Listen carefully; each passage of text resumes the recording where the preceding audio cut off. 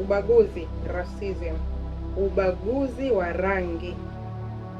Naongelea kuhusu ubaguzi. Ubaguzi wa rangi ni kutomthamini mtu mwingine, kumtendea mtu mwingine vibaya kwa sababu ya rangi ya ngozi yake, kwa sababu ya asili alikotoka.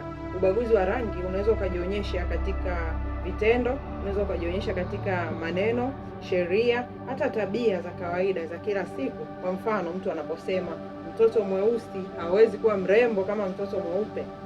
Mfano mwingine, mtu anaponyimwa fursa ya kazi kwa sababu tu kwenye makaratasi asili jina lake inaonyesha alikotoka, mtu ananyimwa kazi, ni ubaguzi. Tupinge vita ubaguzi.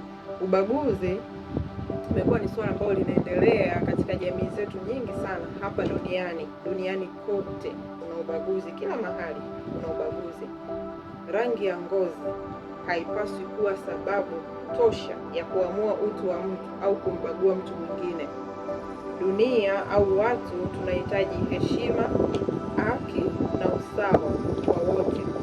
Mahali popote ukiona ubaguzi, sema, elimisha wengine, tuende tunapunguza hii hali ya ubaguzi, kwa sababu ubaguzi sio jambo jema. Linaathiri saikolojia za watu, linaathiri jamii nyingi, linaathiri, kuna aina za ubaguzi zinapelekea hadi vifo.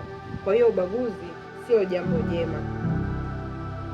Naitwa Ida, mtaalamu wa ustawi wa jamii, lakini pia ni mkurugenzi wa Ida Social Care. Karibu, unaweza kucomment, kushare, kufollow, kulike.